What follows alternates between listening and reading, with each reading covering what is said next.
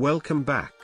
Since it has now been a long time since when we moved to our new base, I think it's a good idea to go pay a visit to the old one. And while doing some cleaning, we bumped into a bookshelf, making a particular book fall out of it. Upon inspection, it looks like some ancient wizardry tome we didn't knew we had. But it caught our attention. And, out of curiosity, we wanted to try following some of its weird rituals. The first one consists of placing a rudimentary pen on a couple of tables to merge those in a single table. The second one asks us to put a green tablecloth on another table. And now we are supposed to do some research on the bigger table. But it looks like we are not knowledgeable enough in the art of magic, so we made a lens capable of revealing us the nature of the things around us. And thus, we start our magical research to find out what the world around us is made out of. Turns out that basically everything is actually a combination of compounds of 6 primal aspects which compose all of the atoms. After an exhaustive research of all the peculiarities this world has to show us, we are finally ready to try and do some research to better understand how things connect together, forming theories which we can use for our magic experiments. And now it is time to get all absorbed into our studies, to unlock all of the knowledge that a common folk can have. And doing all of that research made us quite hungry, so we gather some shrooms and use our newly acquired magic powers to get a cauldron. We are going to make a nice stew out of wheat, stone and magic shrooms. And it looks like some primal shrooms grew out of it. We decide to take those back to our base and cultivate those. And to help the growth, we can use an ultimate time anomaly. Once they are fully grown, we can harvest those to drop spores that we can collect and convert into magic power with the help of our broom. We can use that magic power in our green-clothed table to craft a proper magic wand to do some better magic. This one will carry twice the power of our old broom. Which also means that we have to cultivate twice as many shrooms. Since that is too annoying, we shall use that power to find a solution. We start by making a better magic table, one that can easily pull the crafting items from AE2. Which we use to craft the tools for fixing our issues with mana, also known as vis. Now we only need a source of vis. Luckily, we can use all the coins we have stocked up to buy a node from the quest book. We free it from its container and drop it inside its new containment glass. Now we slowly tame it into a nice usable source of power, which we can check with our new Googles. Finally, to use its power, we place a vis relay nearby and connect it to our crafting table. And with that, we are getting free passive magic power, which we can use to craft a new collection of crystals.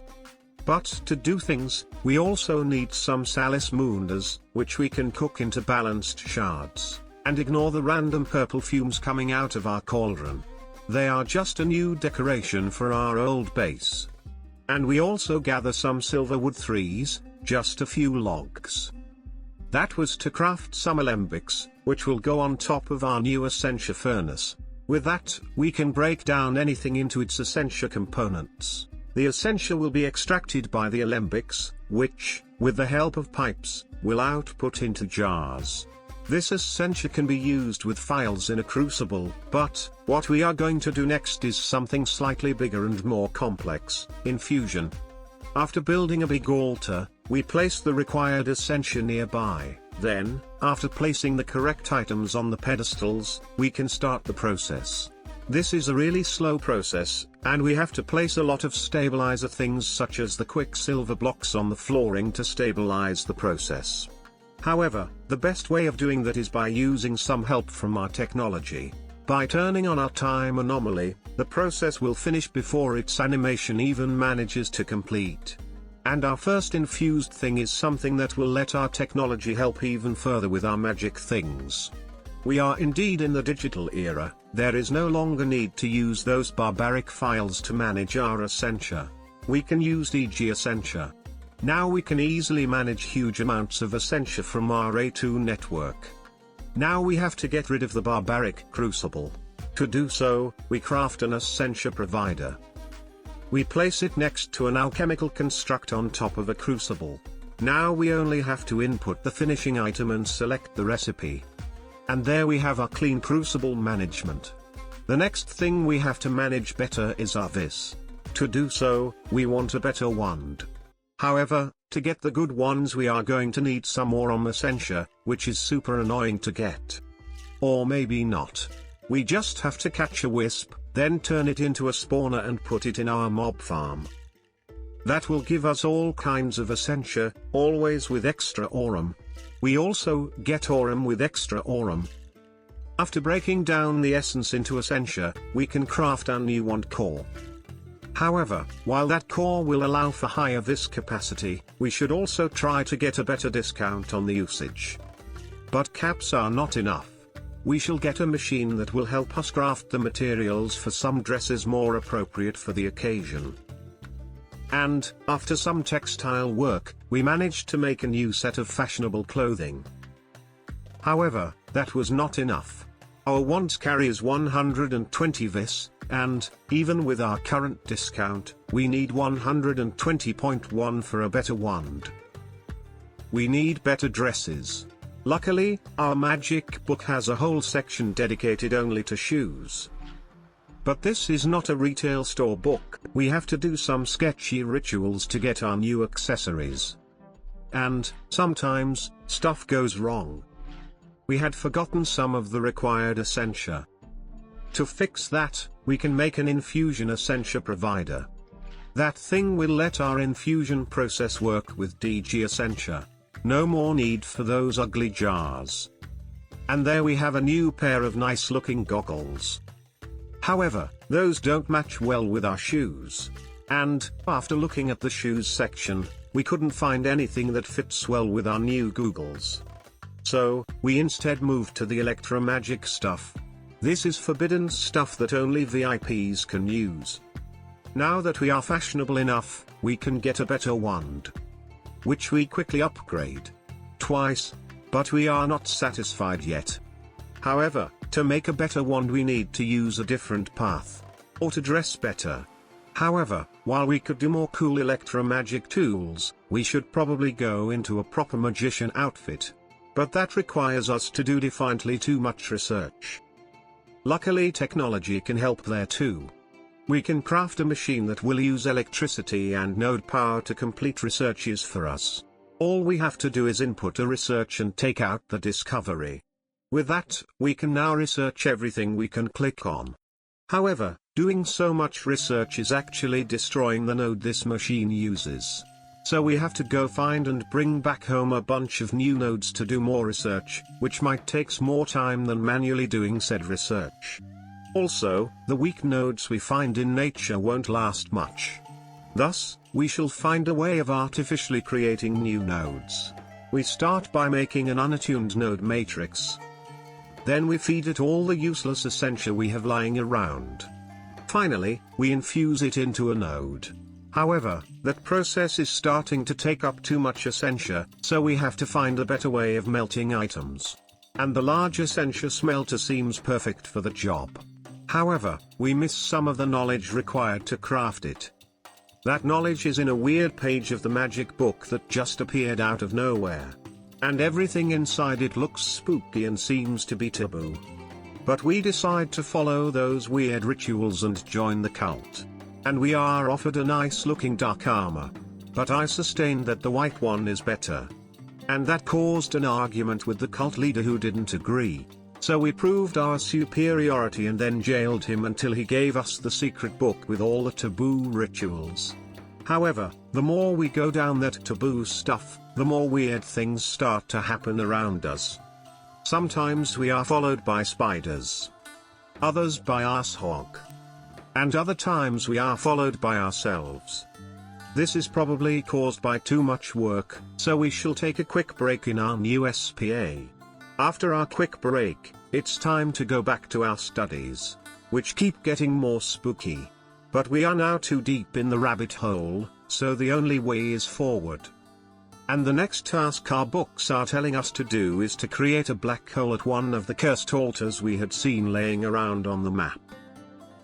Following that path, we have reached the Dark Realm. And, after wandering in this labyrinth for a while, we have found a weird door. Luckily, the key was lying in a room close by, with just a couple of old weak ghosts protecting it. And our magnet quickly grabbed it. With that key, we can now open the ancient door, and what we find behind is someone who is capable to take some of our carbon-tipped vanadium steel sharpened auto-repaired bolts. He also managed to make us hungry and deal us some damage, so we turn on our quantum shield while we look for some tasty food in our A2 terminal that can work wisely up to this place. Once we are well fed, we can take down that annoying bug without even bothering to pick up a sword from our backpack. And he left us the thing we were missing for our upgraded Essentia smelting. However, since we have only one of these pearls, we shall plant it on an island where the air is fresh. Then we speed up the growth with some time anomalies. And it looks like it's growing so fast that our crop matron can't hydrate and fertilizer it fast enough. Not even a new V crop manager can keep up with the hunger of our accelerated crop. And it was then that the ghosts came to remind us to take a break from our farming and have a nice bath. And we came back just in time to see our pearl bloom. And we used that to craft the missing piece for our Essentia smelter. This crafting has some instability, so we add a bunch of blocks and decorations to our altar to increase the stability. And thus, we managed to keep the runic matrix inside its area while we crafted the new machine. But that was just the controller. We need more parts. The rest of the structure requires about 20 more infusions, and, since we are in the industrial age, we shall not do infusions like barbarians. Steve's factory manager can manage factories, I guess it can also manage ancient rituals. We could do a nice tutorial on how to set this thing up, but I think it does not fit properly in our adventure, so, if you want a tutorial, remind me in the comments. Anyways, after a long trial and error session, we managed to get our infusion to work on a 2-second timer delay. Which, for the way this program is made, means one infusion every 4 seconds. But it's not even a complete setup, since we still have to manually manage Essentia. Even tough, there are better options. And we should also make sure the altar is stable enough. And that setup was good enough to complete our new Essentia smelter, which works at a decent speed but makes quite some flux. But we can upgrade it in many ways, until it satisfies us. Now we just have to do a lot of clicking. And I think that might be giving us some warp. Anyways, once we are too annoyed by all the clicking, we can turn that thing into a node.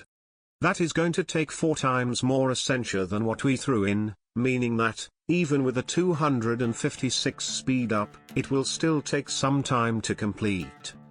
But at least, in that phase, we can just sit and watch.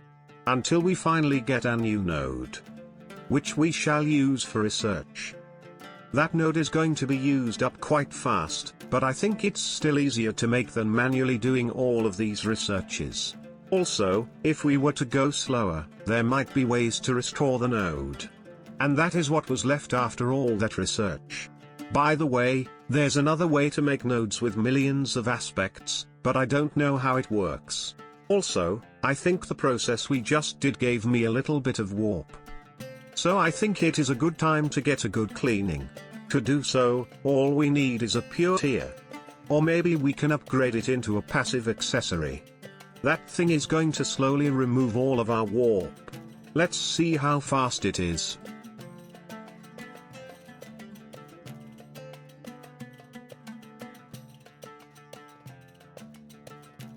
And, in half of a Minecraft day, it removed none of our permanent warp and some of the normal one.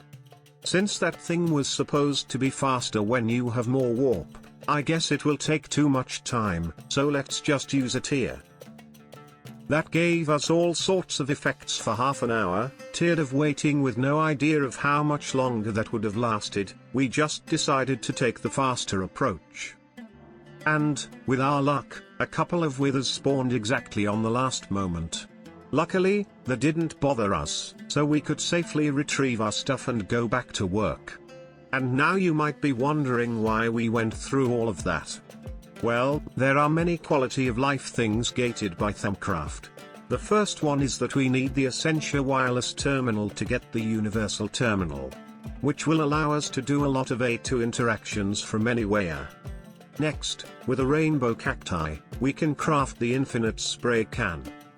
Also, we can now craft hearth canisters, so that we can find out what are the next colors for our health bar. Finally, some magical vanilla items require thaumcraft to be crafted.